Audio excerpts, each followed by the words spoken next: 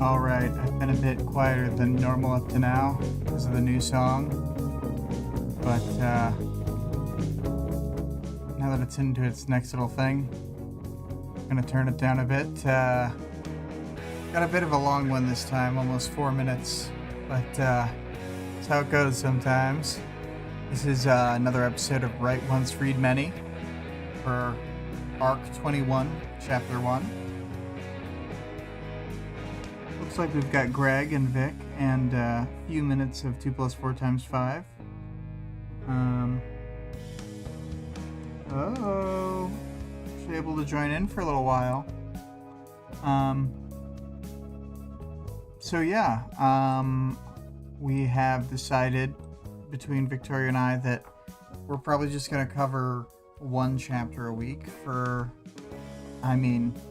most weeks going forward, I think. Unless there's like a specific 2 short chapters or something we find.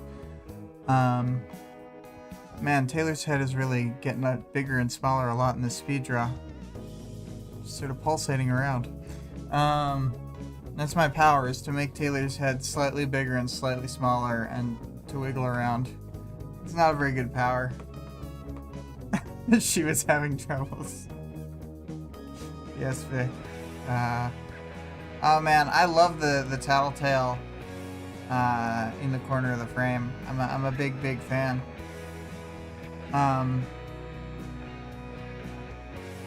The audience participation question that I had previously put down last week was for 21.2, and I didn't really think of another one for 21.1. So yeah, maybe I'll just skip audience participation this week unless anybody comes up with something on the fly. But probably not. Wow. Yes, I had not considered you'd still be in the throes of it.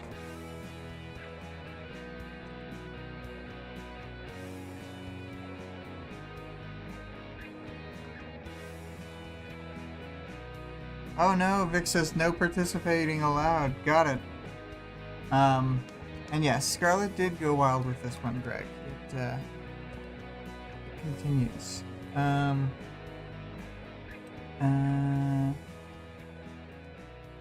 As we come to a close on that, we'll talk about themes. For this week, the theme is Taylor saying, "It's not that big a deal," whenever something's a big deal. And for everyone to be like, "Are you sure it's not that big a deal?" That's the theme, is that back and forth. Alien Cat Daddy. Early in the sense that you are here at the start, but not early as in too early for the stream. You are at the correct,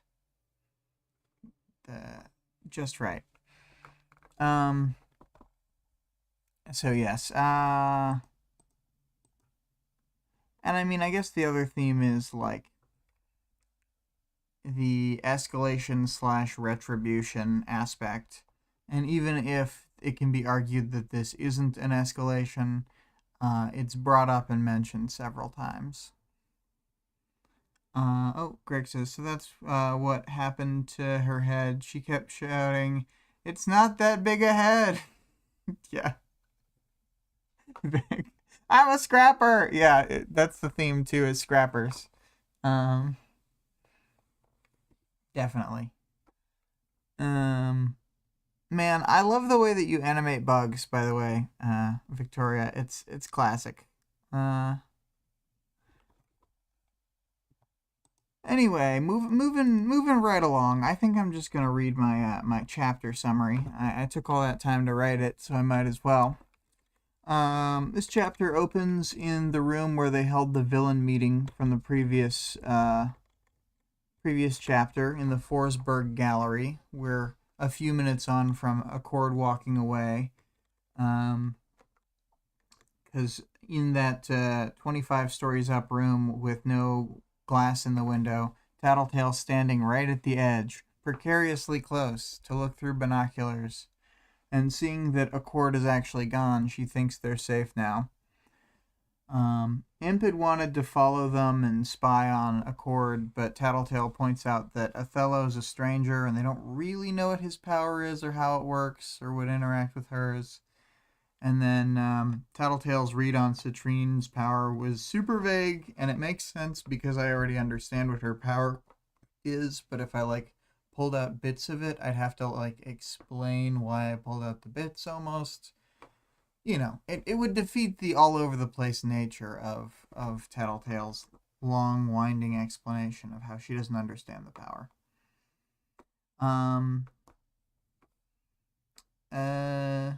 But whatever their powers are, they've managed to keep the PRT from finding out up to now. So, interesting. Perrine speaks up and doesn't seem to like the implication that they'll be fighting them, even though the group more or less agreed to work together. Or the groups. Tattletale says it's a basic threat assessment, and Regent says correctly, not to mention, we've gotten in fights with pretty much everyone who ever set up shop in the Bay. There are a lot of good little Regent asides in this. I think they use all the characters pretty well in this. It's like a only Undersiders section. And all 7 of them get dialogue and get some moments to shine, Anyway, Gru brings things around to Skitter's identity being outed, and she says the damage is already done, so they don't need to worry about her. Then she reflects on having updated bits of her costume in a piecemeal way. She's slightly edgier now. I wasn't sure exactly how to put this in my, write-up, but I think that this is pretty clearly supposed to be how she's sort of gotten rougher around the edges and has had to change her image on purpose in the ways that she can. She's supposed to have spikier gloves now, I guess, and some various weirdness. But let's see here. Gru brings up other group member identities being outed. They go through the list and realize that they more or less don't have any other members who would be vulnerable this way. They reveal Regent's family to Perrine. His dad's Heartbreaker. Oh, wow. Then Regent takes a moment to say they might be bigger names now than Heartbreaker is. And he's very sort of self-satisfied with this.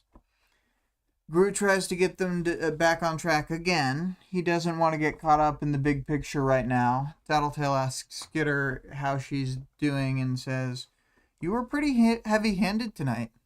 But Skitter says the teams she spurned weren't going to play ball regardless. Tattletale says she was provoking them. Taylor's saying how this is her whole deal now, basically, and she has more time than before to focus on this. So it's not actually a problem, Lisa. Whatever. Tattletale tells her that she needs more of a life balance, and Skitter says that even if she wanted to go out and do normal stuff, she can't do that now that her identity's known. More time to go after them. You can't let this slide. Another good Regent moment here. We gotta love him. Skitter's on the same page, though, too. But Gru objects. Skitter is telling them that they need to do a walk and talk like it's a Sorkin show or something, because they're going to just give away their location. They're not supposed to have any lights on in the building, so the heroes will be pretty tipped off. Vic says, Taylor's so annoying this chapter in this first part. Yeah, no, I mean, I kind of agree. Although the others kind of are also... I think that Skitter and Gru and Tattletale are all annoying in this part, if I'm being honest. There's a big back and forth. I skip a bunch of lines here, but we get some good dialogue. Skitter's explaining herself to Gru at one point, and it reminded me of this classic Neil Breen moment. She says, I'm feeling aggressive. I think, I don't know, hard to pin it all down. And it just made me think of the classic. I'm feeling less stable. Anyway, so Gru cautions that they might want to wait before they act, and Skitter shuts that down. She says that they need to act on this now, or it'll be hanging over them as bad rep for not retaliating. Um, Vic says, true, Alec and Aisha for the win. Regent says the rest of the group doesn't need to worry about this kind of identity leak, but Skitter insists that the reason they're hitting the PRT is that the rules of the game benefit them. So even if they couldn't be hurt further in this regard, they need to strike back and show that they can't break the rules without reprisals. Tattletale says that she's risking escalation by doing this, but Skitter says they've played their last card, and she has to show that it doesn't bother her. But also, I think we can all come up with various ways the PRT could indeed up the ante more at this point.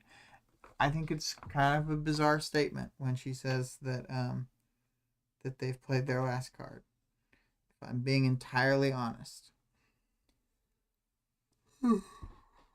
So, Tattletale asks if her identity being outed is bothering her, and she says that it is, but only on like a personal level, so it's fine. It's fine.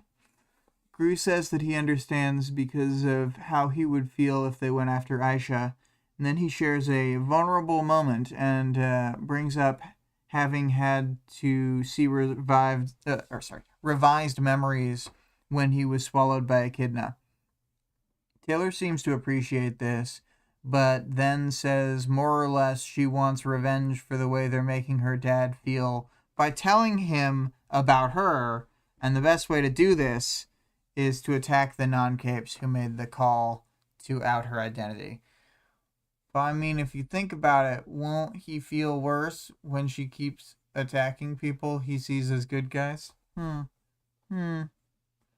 Vic says, OMG, for real, like the kill order. Yeah, they could. I think the kill order is like a big step they could take, but I even feel like just like bringing in specific heroes that counter their powers or whatever, or like they could put a bounty out on them, and there are like a fair number of like competent like cape bounty hunters who just are in it for that. And when the kill order comes out, then the bounty hunters be coming out the woodwork because they love when there's a kill order. Way harder to capture a parahuman alive. Let's see here.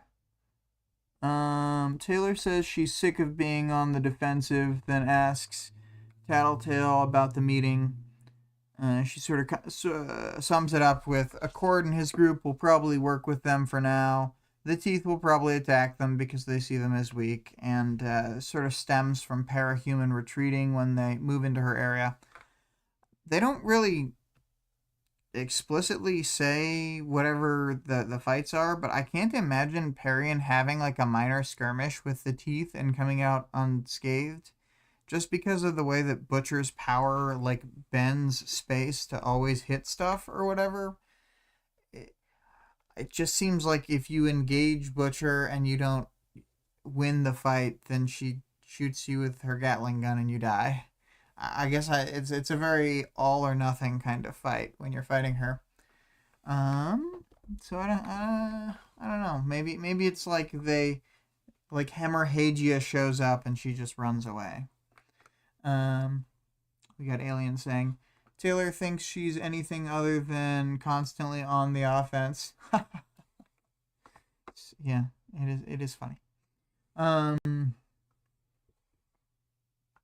But then what we got? Parian says she's trying here. She's trying, damn it. But Tattletale doesn't think she's committed to this. Committed on a mental level. And then she says this line where it's like, it exists. I feel like this is one of those things where it's like, Tattletale said this on purpose to annoy people, but there's like no other way to end up with this kind of awkward phrasing that would set off Parian. But she goes, "You don't have to like us, but respect us, get to know us, trust us, and maybe allow for the occasional intimate moment." And then there's a whole, "Oh, I'm aghast." Not like, or not that kind of intimate. Sorry, hon. And then Tattletale proceeds to out her at the same time that she's saying how accepting they all are. Man, Tattletale, worst ally. Not an ally. After this, she at least clarifies and says that they'll need to get to know each other and share vulnerabilities for like, team cohesion reasons. And Parian says that this doesn't have anything to do with defending her territory. Let me see. There was this line in the... Let's see. When... Right around here. Territory... I'm trying to find the line in the thing with the find feature. Alright, here it is.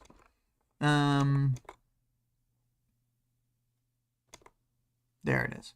So she says, "I don't need one, and that has nothing to do with me defending my territory."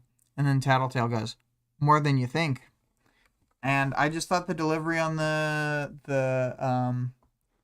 book on tape was very odd for that line, and I couldn't get it out of my head. Every time I listened to the book on tape for this one, I was like so distracted by that moment. Lunch over. Buy 2 + 4 × 5. Let's see here.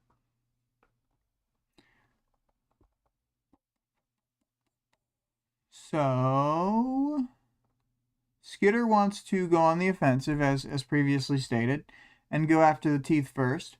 Gru, of course, says this is dangerous, but she tells him it's more dangerous to leave their enemies on the loose in the city. He thinks they need to consider that if they play too hardball now, people will be reluctant to try to negotiate with them later. Skitter sighs. Atlas descends to pick her up. Tattletale tries to calm the situation and tells her that they're not trying to attack her with all this. Tattletale is worried that Taylor wants to escalate things when they've already been so high intensity up to this point. And Taylor says that if they can just get this right, then they'll be reducing the overall conflict for the group. Rachel and Regent are instantly in. Aisha doesn't talk after like an earlier point in the chapter, and I think she's just like hanging out with her power on. But I have to imagine that she is also in. Parian says that she'll abstain voting because she doesn't feel like she's a real group member. Tattletale says that she said that what she needs to already, and she can get on board with this. Gru agrees, but his thing he needs to say is kind of a warning to Taylor. It's, not to flame out or to get ground down by being a cape. And he sort of talks about these different, like, some people start like this and this happens. But he ends up telling her that he's worried that she wants to be more aggressive than usual because she's hurt right now. But he also trusts her instincts. So yes. Taylor has an incredibly strong urge to hug Gru. Then also, when thinking about this, it makes her want to burst into tears. And then she also thinks that she doesn't really understand either of these two things coming at her. So she doesn't hug him for the sake of keeping it together. And ostensibly because she wants to keep up her leader persona. But I think it is mostly because she's like scared of breaking the emotional dam. She takes a moment to consider why she brought Atlas to herself and if she had wanted to run away, which the answer is yes. And that's why Tattletale was like, "Taylor, don't go." And she didn't go. After taking a moment to master herself, Skitter tells the others that they're going to do raids with groups of 3, targeting one at a time, like they did with the like basically their plan against the Nine. Tonight they'll attack the PRT. She says that she's on tonight's mission, and Tattletale immediately gloms onto being there tonight. Skitter gives minor pushback that Tattletale's supposed to be ops, but when she says she's going, again, Taylor relents. Rachel says she's going, and this time it's Tattletale who gives the pushback. They might want to bring someone subtle, but Skitter says she's in. Subtlety wasn't what I had in mind, she thinks with her edgelord brain.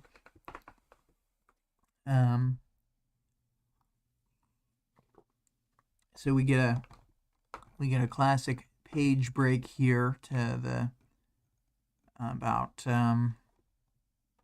let's say it's like a 2/3, 1/3-ish split. Might not be that severe, but it's close. Alien says Taylor's secondary parahuman ability is self-compartmentalization. Yeah, definitely. So it cuts into the middle of an action scene. Rachel and Tattletale are riding on dogs and smashing into PRT vans. Skitter's flying around on Atlas and has tied up the containment foam sprayers on the vans, like the turrets, and then the PRT guys in the turrets. She's carpeting everything in bugs, making herself known, biting and stinging all that she can. Dovetail's flying about, trying to make something happen, leaving behind like a trail of force fields. I think Dovetail's power is kind of funny. Like, I like all the weak powers, really. So her power is interesting to me. She's also supposed to be like a pretty fast and maneuverable flyer, which is like not bad. Like, if you're just on a team with a Tinker, you're just like, give me a laser gun to fly around shooting. And in fact, she is on a super team with Tinkers. She's had a containment foam launcher made for personal use that she has. Unfortunately for her, Taylor has used little spider webs and stuff to, silk cords and all the things she normally does to stop her from activating the containment foam deal. And her movements are being restricted, and she's got bugs covering her, and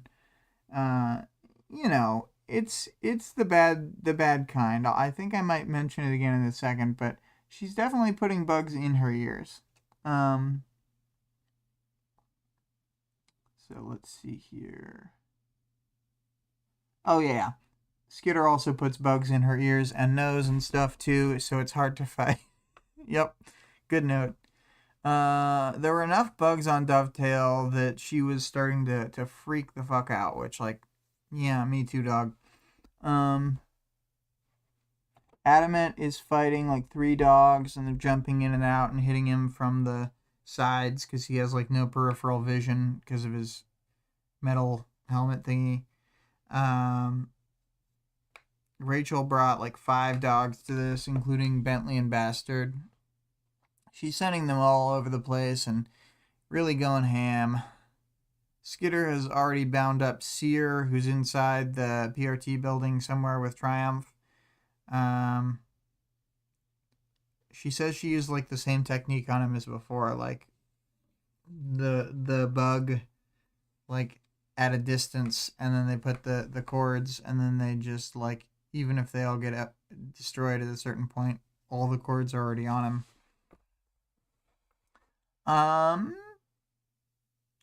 But Skitter enters through a window at the top floor, knowing that hero reinforcements are on the way, but it'll take them a while to get here.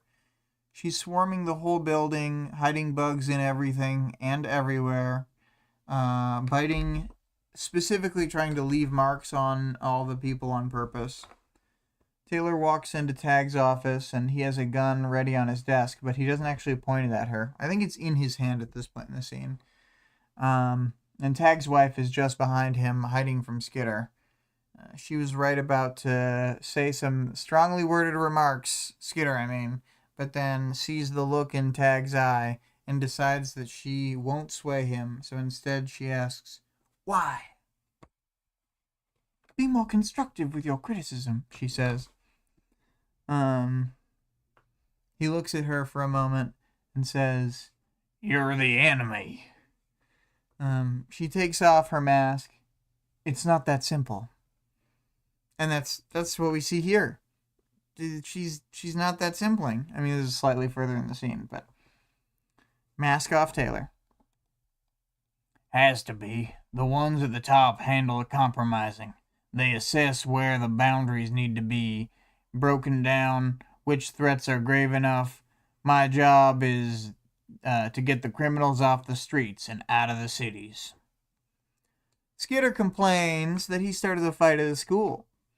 He had already deployed. He says he'd already deployed by the time he was told it was a school, and he went in anyway to press his advantage because of the assessment through various sources that she wouldn't hurt the students. She basically admits she wouldn't. Tag says that she's barbaric when one of his employees screams from off screen. She lays out her whole plan that the media will show up to cover the story, and they've blocked the exit the way that they destroyed the PRT vans, so the people will be seen with all the welts and stings from the bugs. Tag doesn't seem very impressed by this. He's just like, so?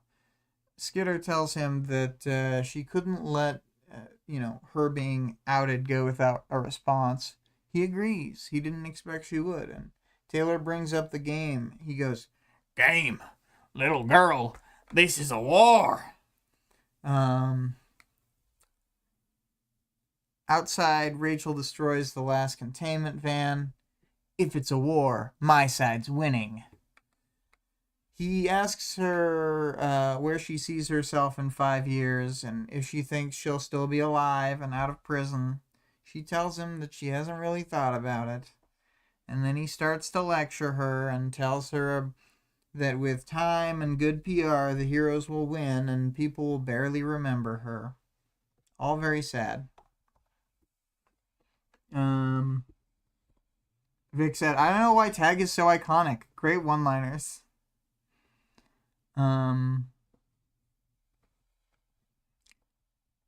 Greg says, where I see myself in 5 years. What is this, a job interview? Taylor asks if this means he thinks he's guaranteed to win, and he says they picked him because he's a scrapper. I'm a survivor.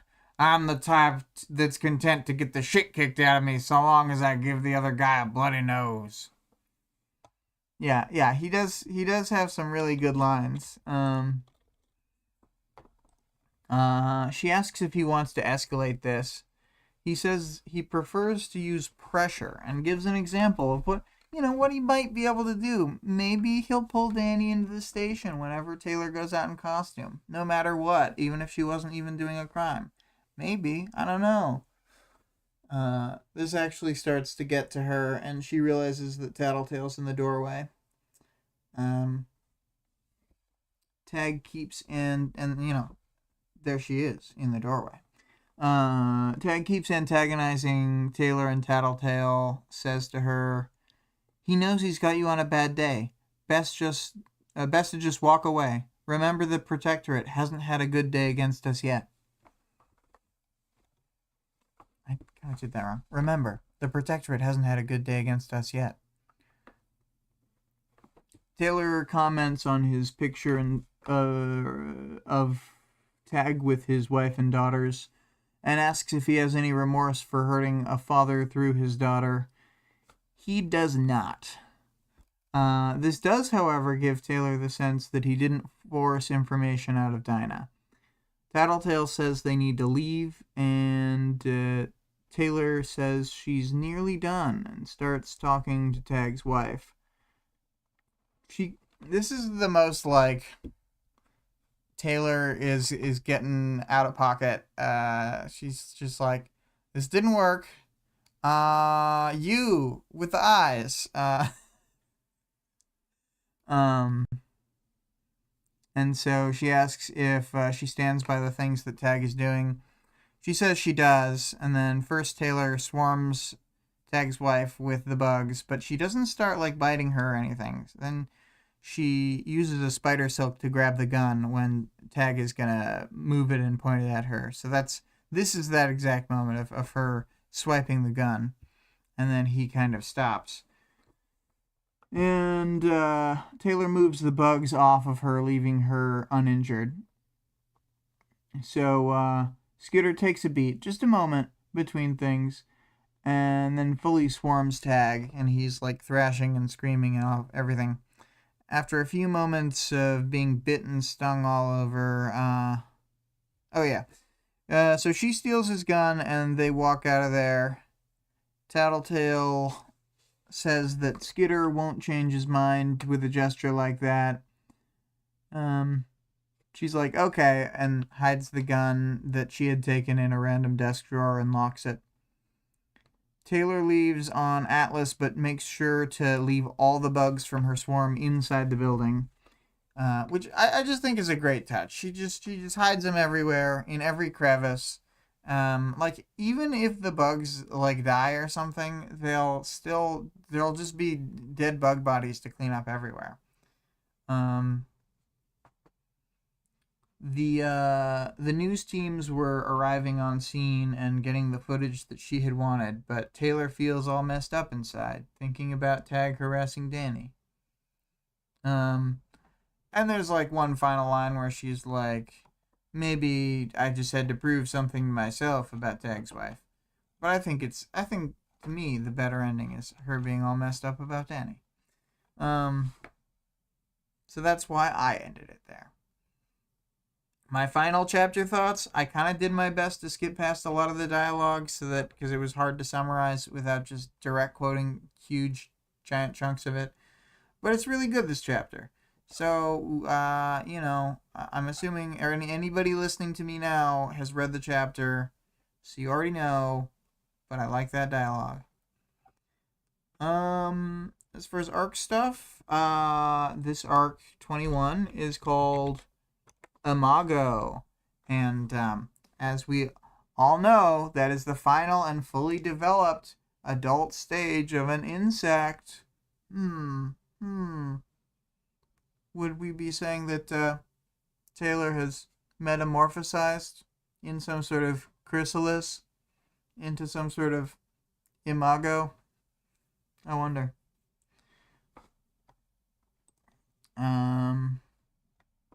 I think this is a really good first chapter. It has, the direct connect from the previous arc. It's got a really good dialogue scene, and then a quick, like an interesting fight. Like, this is a combo of heroes that we'll never see, like, as the heroes against her in a fight, like this specific set, but she does like wipe the floor with the PRT grunts, Seer, Triumph, Adamant, and Dovetail. I mean, Tattletale's not even doing anything, so it's more or less her and one other cape. Maybe Tattletale was shining a laser pointer in their eyes or something. Actually, that'd be a pretty good battlefield tactic, is for Tattletale to shine laser pointers in people's eyes. I think it would work, actually. I don't want her to shine it in my eyes. So, there you go. This chapter, it's almost, Taylor almost sets it up when she talks about it, but the arcs in this, or the chapters in this arc are all like vignettes that are one or two shorter scenes. It doesn't typically follow like a lot of arcs. There's kind of one continuous thing happening. This arc is very split up, and it's not really like that.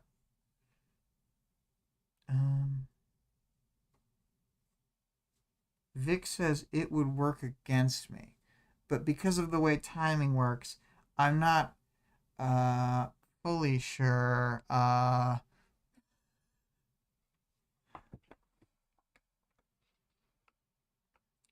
could have been saying anything. Yeah, I think that this arc has a interesting structure going on. It's a transitional period between the older arcs and the newer stuff, and she's in. There's a lot of stuff where there are things that Taylor's specifically not thinking of, that because I've read it, I obviously know about it, but I don't really want to talk about here because it's not like ready yet. So yeah. Anyway, moving on to the characters. We'll take it from the minor Undersiders to the other minor characters to Tattletale and Taylor at the end. So we're gonna go with Aisha, least dialogue, concerned about Gru, a bit annoyed that she can't do her thing all the time. Doesn't have a lot to do in this, but is integrated well in the moments she's used. Same with Rachel, doesn't have a lot to do in the first half of the chapter, only says a couple lines, but is well integrated into the scene. I think they rotate the dialogue really well to have all 7 characters say enough. Regent, probably next most important in the scene, gets off some good one-liners, like has a distinctly different perspective from the others. And like it's interesting to see him seemingly smug or self-satisfied about being more notable than Heartbreaker. Like we kind of knew in the background that it's something he's interested in, but at the same time he shows so little emotion normally that, I mean, it must be a big enough deal to be kind of cracking through.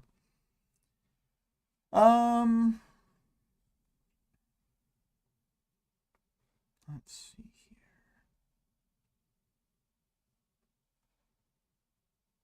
So then we want to talk about Gru, because Gru, I guess I'll minor mention Rachel obviously is in the fight scene, but has no dialogue, and we don't like get any characterization. She's just, the one bit of characterization we get is that she brings 5 dogs into combat, and she has to be like continuously giving orders to keep them moving around because they're kind of fighting above their weight class right now, like more or less 2 capes fighting 4 capes and all the PRT guys. So there's like a minor thing going on with her there. And then Gru, very concerned about Taylor, very keeps refocusing things, very concerned that they're not focused on the right things. I mean, from the sound of it, Gru wants to just like bail on being capes anymore. Like it kind of like he doesn't want to go after people, but I agree with Taylor. I don't know what else they would do, how they'd handle these situations. Just wait for the others to come get them. I don't know. Yeah, Gru's ready to retire. Exactly. That's what I'm saying. It seems like Gru's just like, we should stop this whole team thing. We should like just go home.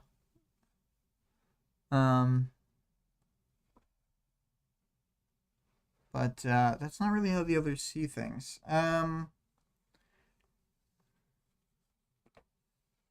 Yeah, I really couldn't have put it better myself. Gru's ready to retire. I think move on to Parian. Parian's very reluctant to be in the Undersiders. Keeps saying she doesn't have a vote. Keeps saying she isn't a member. But you know, she is though.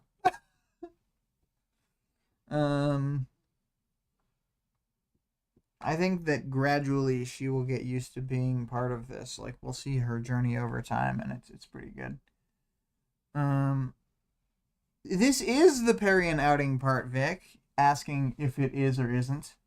No, yeah, it's this chapter.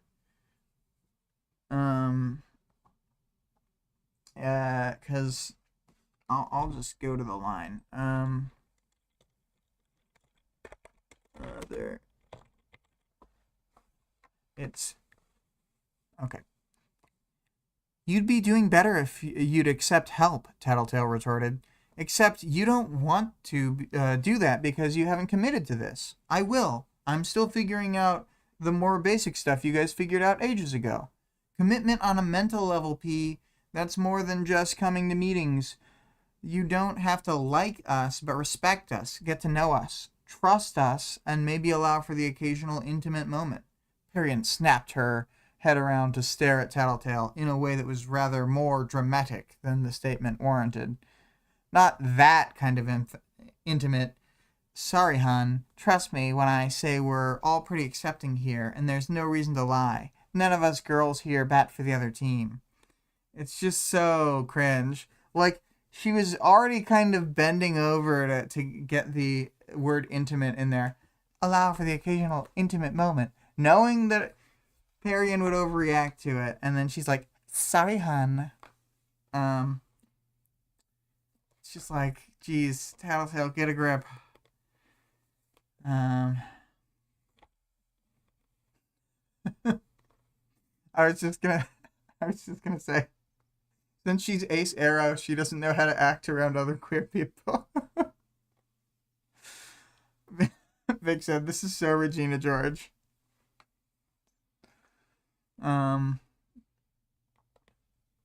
Yes. Oh my god. Tattletale. Why? So yeah, that's the main Perian stuff going on here. As mentioned in the previous chapter, Perian has just changed her outfit, and instead of having like fake blonde hair and stuff, she has dark hair. Like she has black hair. I think in real life her hair is like dark brown, but it's much more realistic to type. And she looks pretty gothic. And I think we'll realize later, especially from like Ward content, that it's like, I think that Perian was always a goth, and that she just didn't want to like show people that she was a goth. So, you know, I know she was trying to make the political statement about the assumptions about who's under the masks and stuff with the blonde hair, but I'm pretty sure she was always going to be a goth at the end. Vic says she's always been pastel goth. Exactly. Yeah.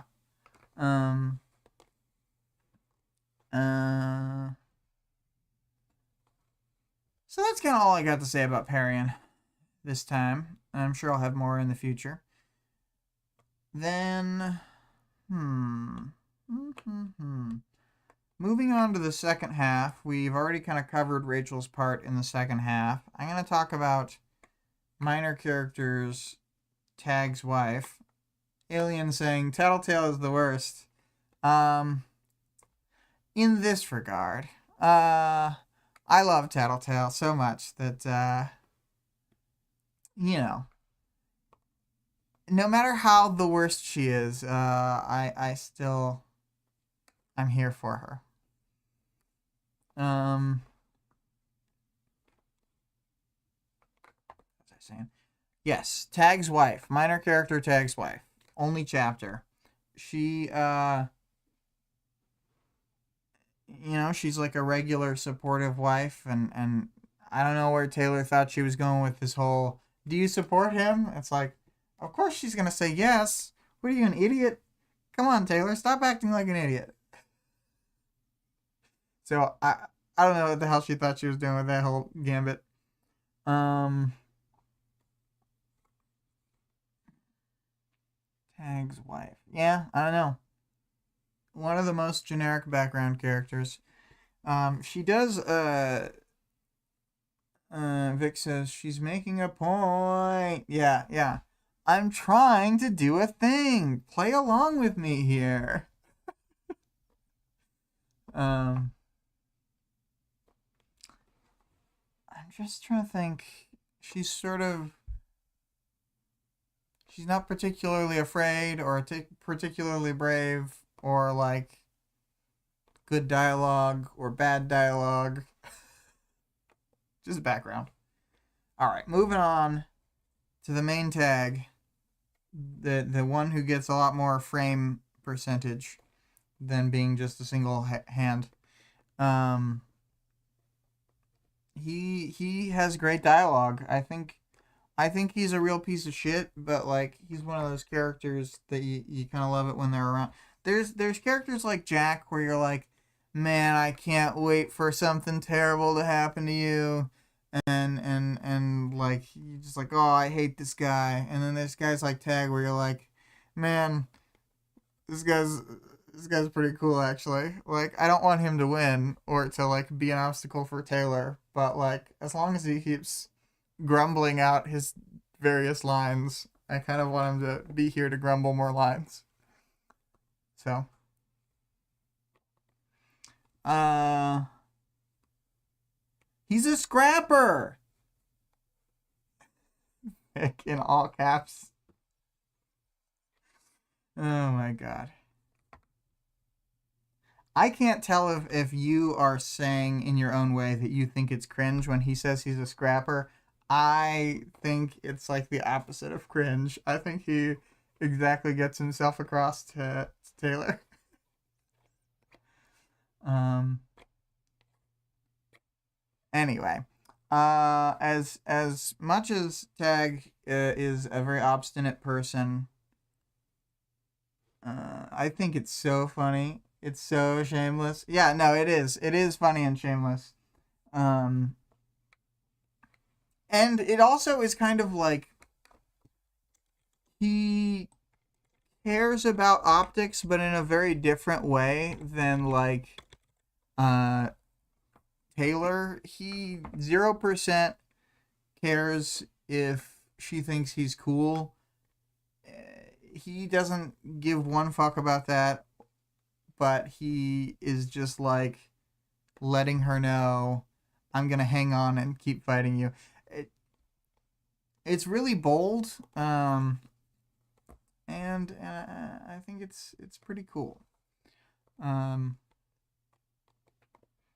I mean, I sure think he's a problem in his job, and I don't think that it's good to have him there. I just think that sometimes it's cool when you're like a badass at whatever your dumb thing is.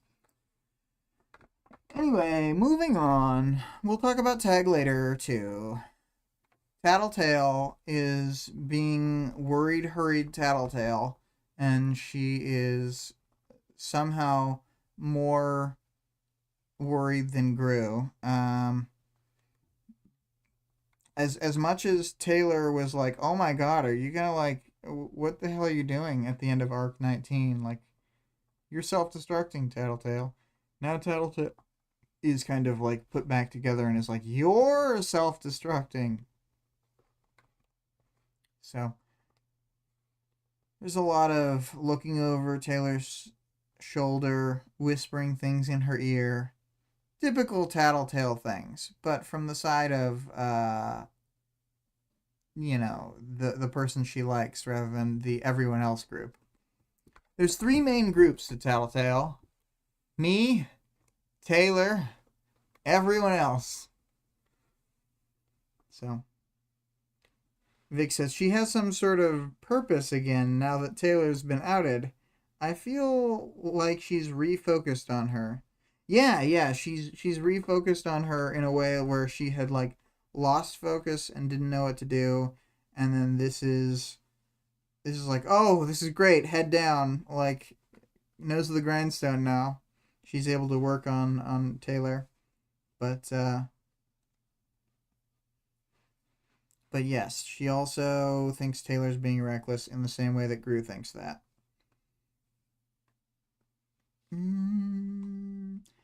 I'll move on from Tattletale for now. Moving on to Taylor. Taylor's all over the place, emotionally, of course. And she's kind of like stonewalling people asking about how she's doing. Like, she'll tell them, but she's also, the way she's doing it is kind of like, I don't care. I don't care about anything. Yeah, my feelings are hurt, but my feelings aren't hurt. Yeah, I don't give a fuck. Well, I mean, I give some fucks, but like, shut up. So, yeah. And she, Taylor is a hot mess, says Vic. She like clearly can't figure out why she's feeling some of the stuff that from an outside perspective is, I think, like pretty obvious. Like the stuff with Gru, how she she's like, I don't know why I wanted to hug him, and I don't know why that made me want to cry, and I don't know that. It's just like, well, I kind of do, Taylor.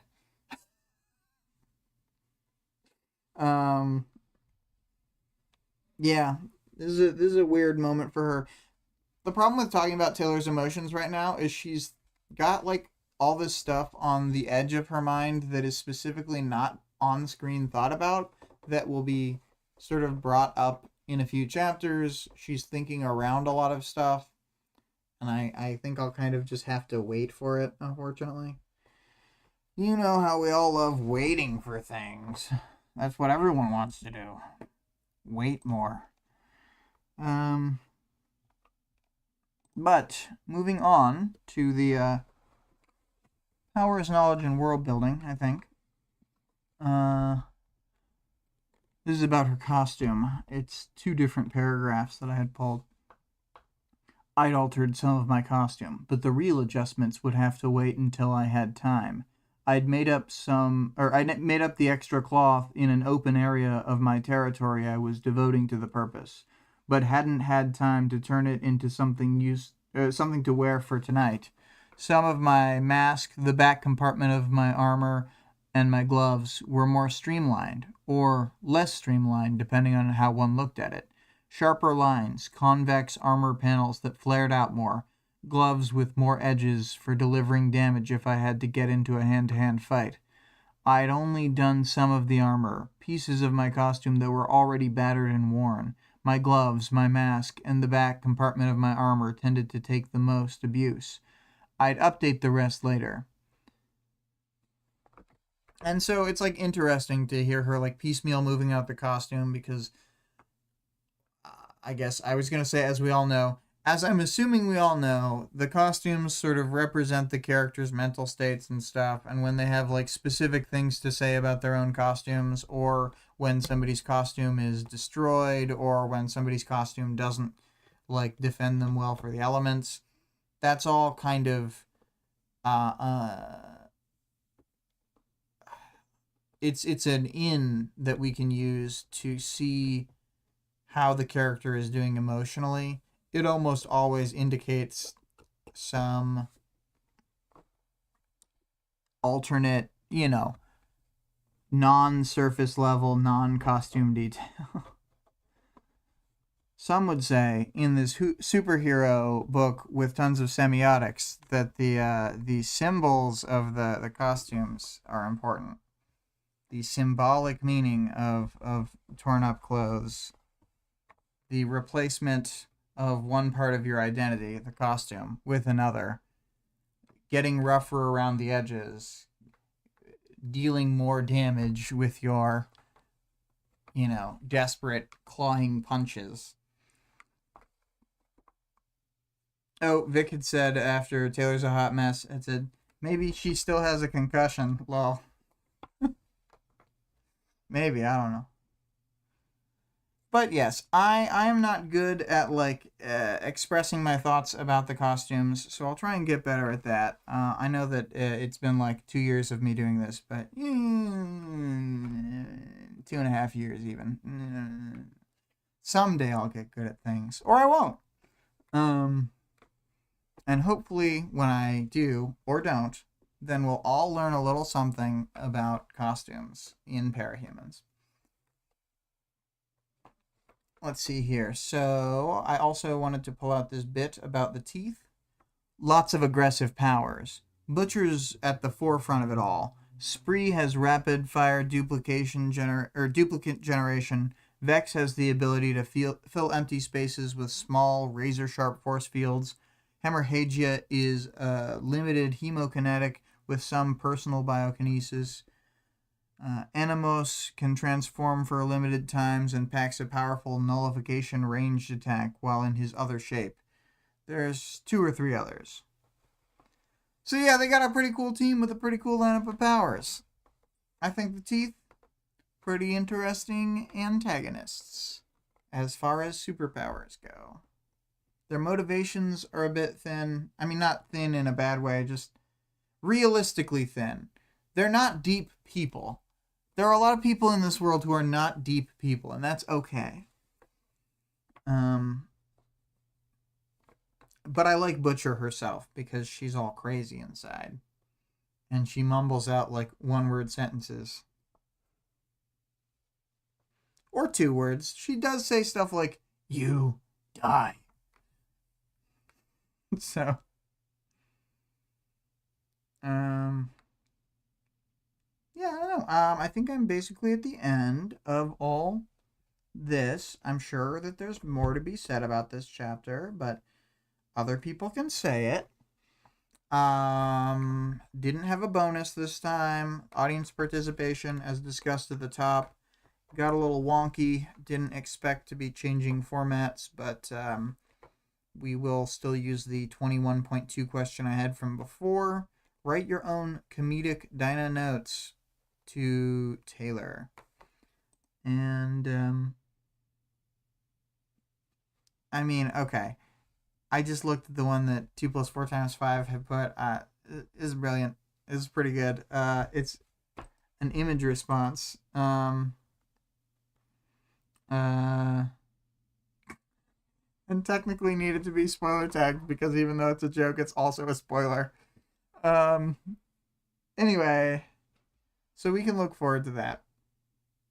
I am going to... Oh, Vic said, I'm going to have to think up something really good. Well, do remember that because of the various delays, the next stream will actually be tomorrow. I don't normally temporarily say because I want it to be a bit evergreen, but that's not too bad. I'm not mentioning it at the top or talking about what day of the week it is.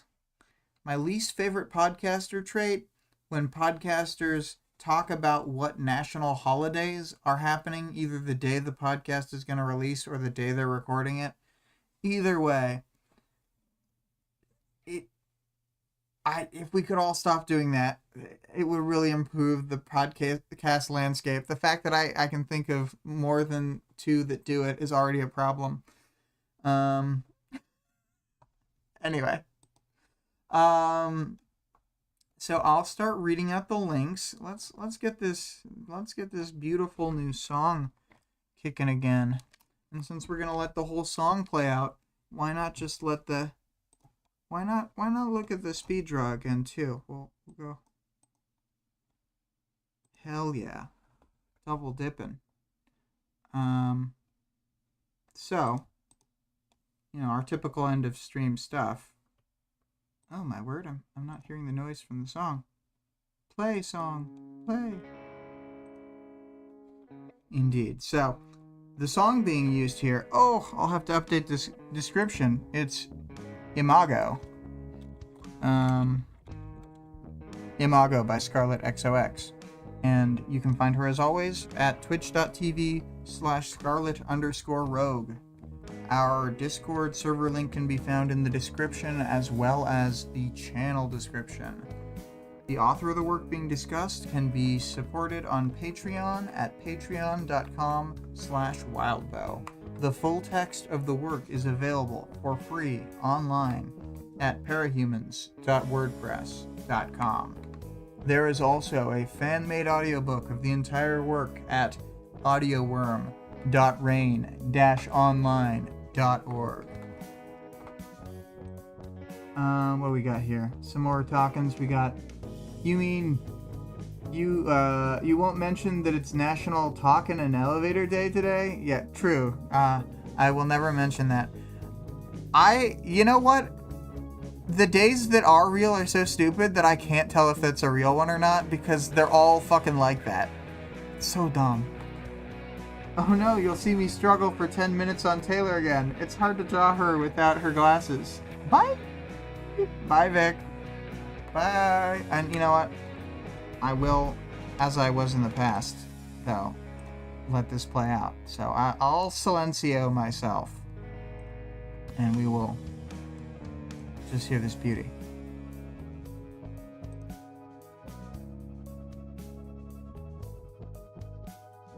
A classic exit cheers from Greg. Cheers.